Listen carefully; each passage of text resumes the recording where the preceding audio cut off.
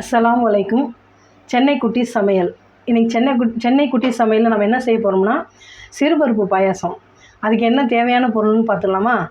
ஒரு 1/4 கிலோ சிறுபருப்பு எடுத்து வச்சுருக்கோம். அது வந்து ஒரு 1/2 கிலோ இந்த வெல்லம், மண்டை வெல்லம், ஒரு 1/2 கிலோ மண்டை வெல்லம்.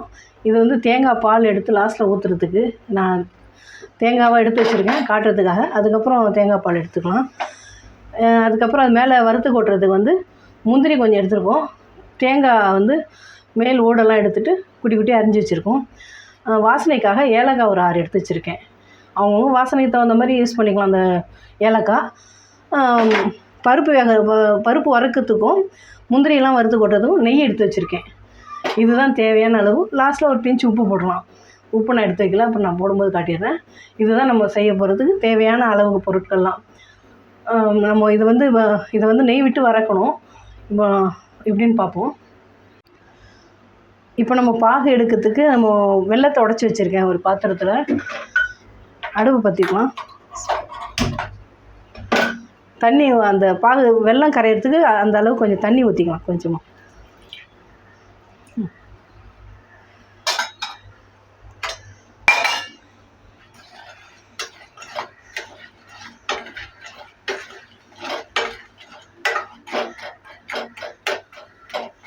இது பாகு வந்து கரையிட்டோம்.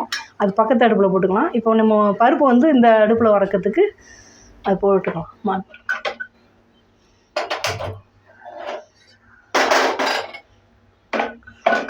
இப்போ பருப்பு இதில் இந்த அடுப்பில் வறுத்துக்கலாம். அதுக்கு வந்து கொஞ்சம் நெய் விட்டுக்கலாம் வறுக்கிறதுக்கு.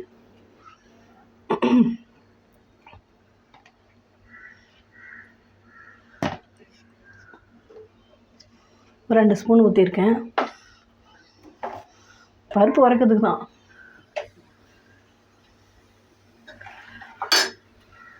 இப்போ பருப்பை விட்டு அப்படியே போட்டுக்கலாம். சுத்தம் பண்ணி வச்சுருக்கேன். இன்னும் எதுவும் கல் மண் தூசி எதுவும் இல்லை, அதனால் அப்படியே போட்டுக்கலாம். அது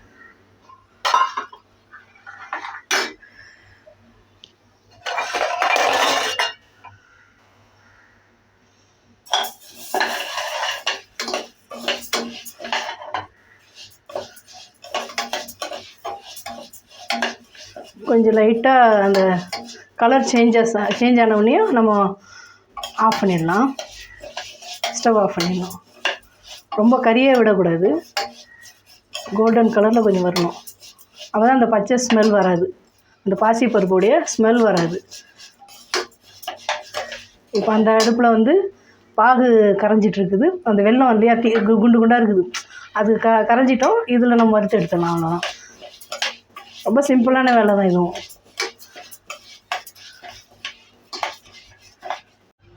இப்போது நல்லா கொஞ்சம் கோல்டன் ப்ரௌனாக வந்துடுச்சு. இப்போ கலர் சேஞ்சஸ் ஆகிடுச்சு. இப்போ என்ன பண்ணணுன்னா இந்த பருப்பு வந்து எவ்வளோ, நான் இந்த ஒரு டம்ளர் அளவு எடுத்துட்டேன். ஆனால் வந்து அது 1/4 கிலோ. அது இந்த டம்ளருக்கு வந்து 3 டம்ளர் தண்ணி ஊற்றிடலாம்.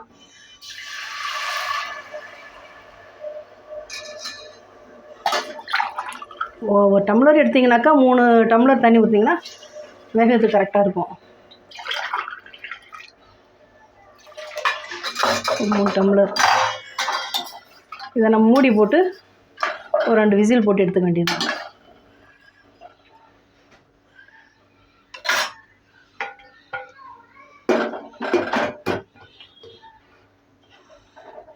இது நல்லா வேக வச்சு இப்போ எடுத்துக்கலாம். அடுத்த ஸ்டெப் என்னென்னு பார்க்கலாம். இப்போ பருப்பு வெந்திருக்கும். நம்ம பருப்பு பார்த்துடலாம். பருப்பு வெந்துருச்சு. நல்லா இந்த மாதிரி வேகணும். நல்லா வெந்துருச்சு. இது ரொம்ப குழைய விடக்கூடாது, கொஞ்சம் அதாக இருந்தால் போதும். இப்போ பாகு இருக்கு இல்லையா, இதை வடிகட்டி இதில் விட்டுக்கலாம். இதில் மண்ணெலாம் இருக்கும் இல்லையா, அதனால் வடிகட்டிக்கலாம்.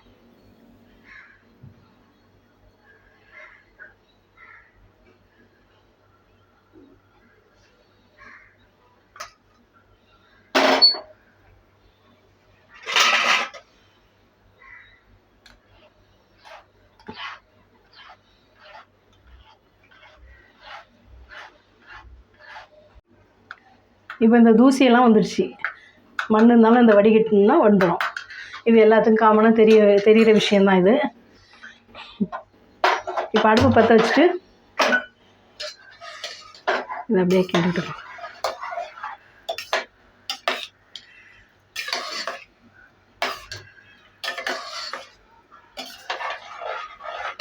கொஞ்சம் தண்ணி கூட விட்டுக்கலாம், ரொம்ப கொஞ்சம் கட்டியாக இருக்கு இல்லையா, கொஞ்சம் தண்ணி விட்டுக்கலாம்.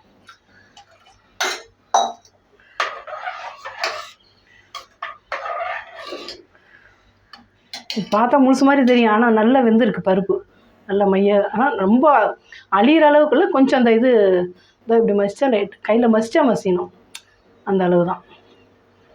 முழுசாகவும் இருக்கக்கூடாது, நல்லா இருக்காது, அழியவும் கூடாது, அதுதான் நல்லா இருக்கும். அந்த பாயாசத்துக்கு பதமாக இருக்கணும்.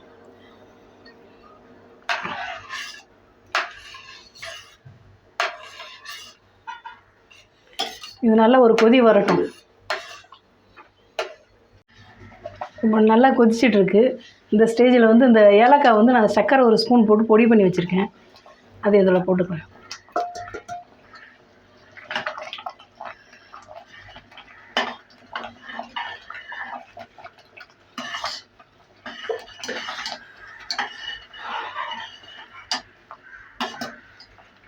இப்போ என்ன பண்ணலாம், இந்த தேங்காய் பால் எடுத்து வச்சுருக்கோம் இல்லையா, அதை இதில் ஊற்றிக்கலாம்.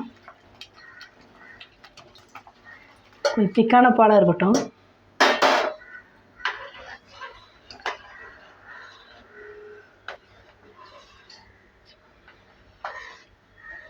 அது ரொம்ப கொதிக்க விட வேண்டாம், தேங்காய் பால் ஊற்றினது கொஞ்சம் லைட்டாக கொதிச்சா போதும். அதுக்குள்ளேயே நம்ம இந்த முந்திரியெல்லாம் கொஞ்சம் வறுத்து எடுத்துக்கலாம். இப்போ முந்திரியும் தேங்காயும் வறுத்து கொட்டுறதுக்கு ஒரு கடாய் வச்சுக்கலாம். நான் பேன் வச்சுருக்கேன்.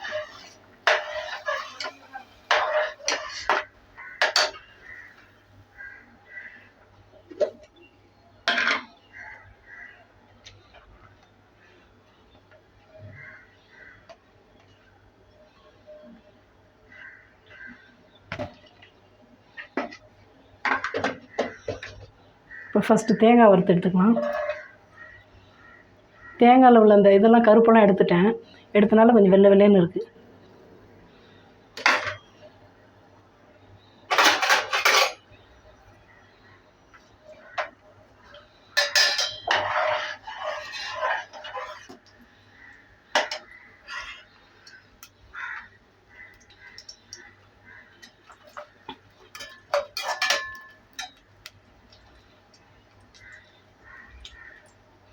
ரெண்டு கொதிச்சிச்சு. இந்த பருப்பு இந்த பாயாசத்தை ஆஃப் பண்ணிடலாம்.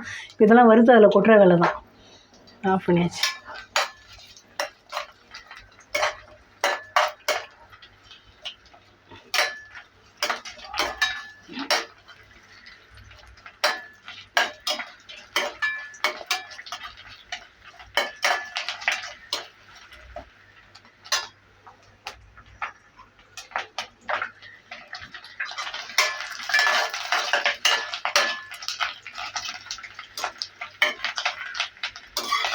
தேங்காய் கொஞ்சம் நல்லா செவந்து வரணும்.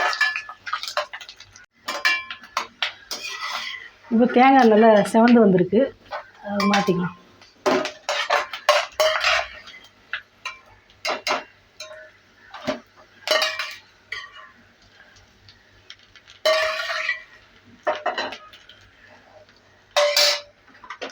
இப்போ முந்திரியை வறுத்துக்கலாம்.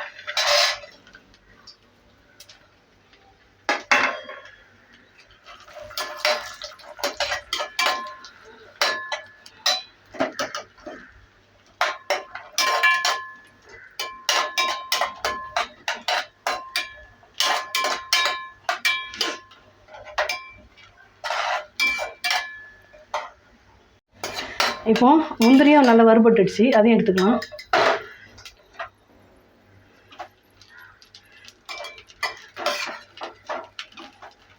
இது லாஸ்ட்டாக மேலே கொஞ்சம் டெக்கரேட் பண்ணுறதுக்கு.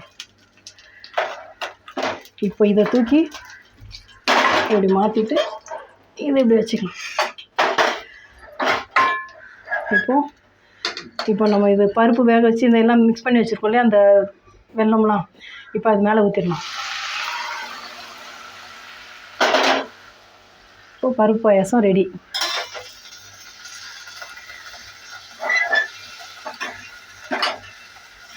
பருப்பு பாயாசம் ரெடி ஆகிடுச்சு. இப்போது இதை அப்படியே எடுத்து நம்ம சர்வ் பண்ணிட வேண்டியதான். செம்ம டேஸ்ட்டாக இருக்கும். நீங்களும் வீட்டில் செஞ்சு பாருங்கள். இப்போது இதில் வந்து லாஸ்ட்டில் கொஞ்சம் ஒரு பிஞ்ச் உப்பு போட்டுக்கலாம். உப்பு போட்டால் தான் அந்த இனிப்பு வந்து கொஞ்சம் தூக்கி கொடுக்கும்.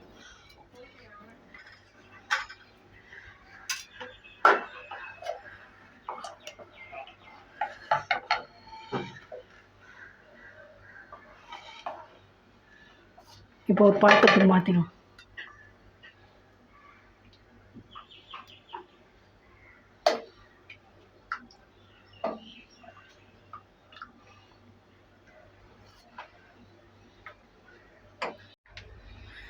இப்போது பாசிப்பருப்பு பாயாசம் ரெடி ஆகிடுச்சு.